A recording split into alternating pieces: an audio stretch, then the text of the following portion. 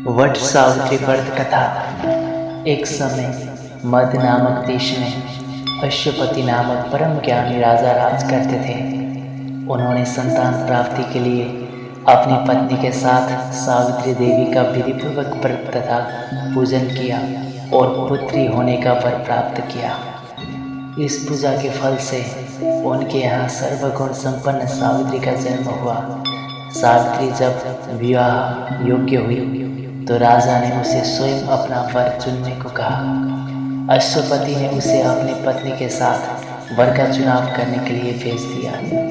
एक दिन महर्षि नारद जी राजा अश्वपति के यहाँ आए। तभी सावित्री अपने वर का चयन करके लौटी। उसने आदरपूर्वक नारद जी को प्रणाम किया।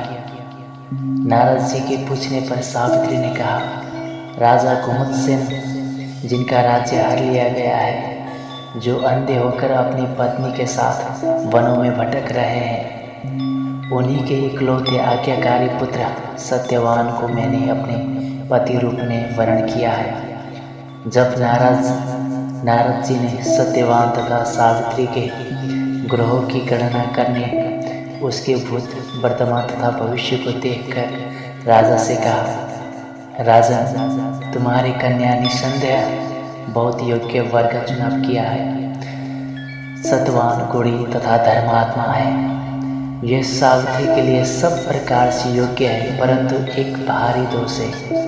वो अल्पायु है और 1 वर्ष के बाद अर्थात जब सावित्री 12 वर्ष की हो जाएगी, उसकी मृत्यु हो जाएगी। नारद जी की ऐसी भविष्यवाणी सुनकर राजा ने अपनी पुत्री को कोई अन्य वर खोजने के लिए कहा।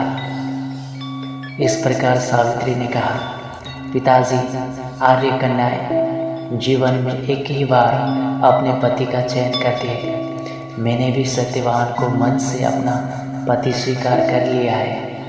अब चाहे वो अल्पायु हो या दीर्घायु हो, मैं किसी अन्य को अपने हृदय में स्थान नहीं दे सकती। सावित्री ने आगे कहा, पिताजी, आर्य कन्याएं अपना पति एक बार चुनती है। राजा एक बार ही आज्ञा देता है, पंडित एक बार ही प्रतिज्ञा करता है तथा कन्यादान भी एक बार ही किया जाता है। अब चाहे जो हो जाए, सत्यवान ही मेरा पति होगा। सावित्री के इस दृढ़ वचन सुनकर राजा अश्वपति ने उसका विवाह सत्यवान से कर दिया। सावित्री ने नारद जी से अपने पति की मृत्यु का समय ज्ञात कर लिया था। सावित्री अपने पति और सास ससुर की सेवा करते हुए वन में रहने लगी।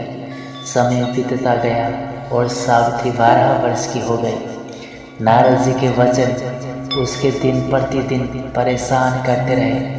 आखिर जब नारद जी के कथन अनुसार उसके पति के जीवन के 3 दिन बचे, तभी से वो उपवास करने लगे। नारद जी द्वारा कथित निश्चित तिथि पर पितरों का पूजन किया। प्रतिदिन की भांति उस दिन भी सत्यवान लकड़ियाँ काटने के लिए चला तो सास ससुर से आज्ञा लेकर वो भी उसके साथ वन में चल दी।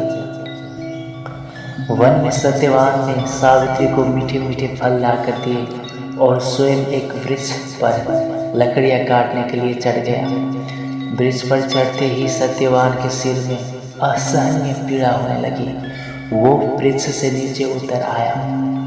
सावित्री ने उसे पास के बड़ के वृक्ष के नीचे लिटाकर अपनी गोद में रख लिया।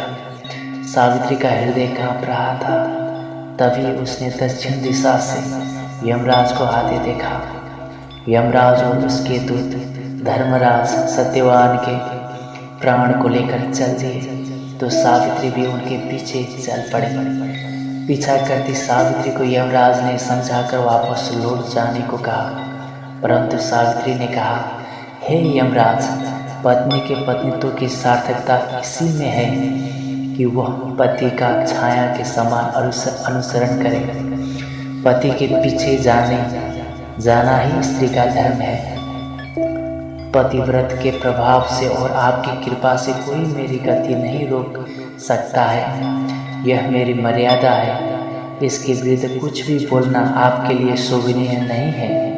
सावित्री के धर्मयुक्त वचनों से प्रसन्न होकर यमराज ने उससे उसके पति के प्राणों के अतिरिक्त कोई भी वरदान मांगने को कहा। सावित्री ने यमराज से अपने सास ससुर की आंखें की खोई हुई ज्योति तथा दीर्घायु मांग ली। यमराज तथास्तु कहकर आगे बढ़ गए। फिर भी सावित्री ने यमराज का पीछा नहीं छोड़ा। यमराज ने उसे फिर वापस जाने के लिए कहा। इस पर सावित्री ने कहा, हे धर्मराज, मुझे अपने पति के पीछे चलने में कोई परेशानी नहीं है। पति के बिना नारी जीवन की कोई सार्थकता नहीं है। हम पति पत्नी भिन्न भिन्न मार्ग कैसे जा सकते हैं? पति का अनुगमन मेरा कर्तव्य है। यमराज ने सावित्री के पतिव्रत धर्म की निष्ठा देखकर पुनः वर मांगने के लिए कहा। सावित्री ने अपने सास ससुर के खोए हुए राज्य की प्राप्ति तथा 100 भाइयों के बहन होने का वर मांगा। यमराज ने पुनः तथास्तु कहकर आगे बढ़ गए, परंतु सावित्री अब भी यमराज का पीछा किए जा रही थी। यमराज ने फिर से उसे वापस लौट जाने को कहा, किंतु सावित्री ने अपने प्रण पर अडिग रही। तब यमराज ने कहा, हे देवी, यदि तुम्हारे मन में अभी भी कोई कामना है तो कहो, जो मांगोगी वो मिलेगा। इस पर सावित्री ने कह दिया, यदि आप सच में मुझ पर प्रसन्न हैं और सच्चे हृदय से वरदान देना चाहते हैं तो मुझे 100 पुत्रों की माँ बनने का वरदान दीजिए। यमराज तथास्तु कहकर आगे बढ़ गए। यमराज ने पीछे मुड़कर देखा और सावित्री से कहा, अब आगे मत बढ़ो, तुम्हें मुँह मांगा वरदान दे चुका हूँ, फिर भी मेरा पीछा क्यों कर रही हो?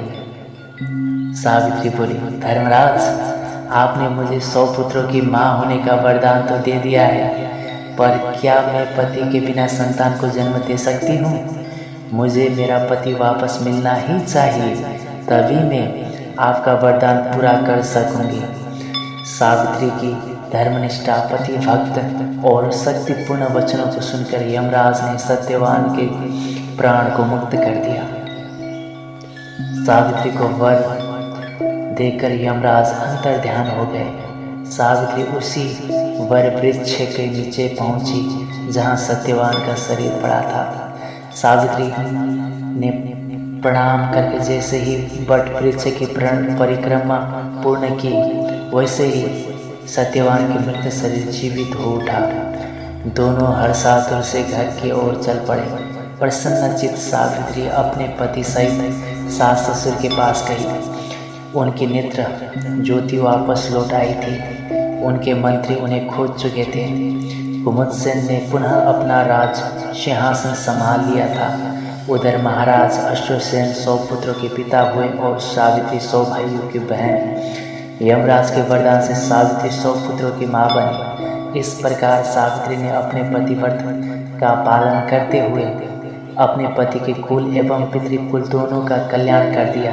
सत्यवान और सावित्री चिरकाल तक राज सुख भोगते रहे और चारों दिशाओं में सावित्री के पतिव्रत धर्म के पालन की कीर्ति गूंज उठी।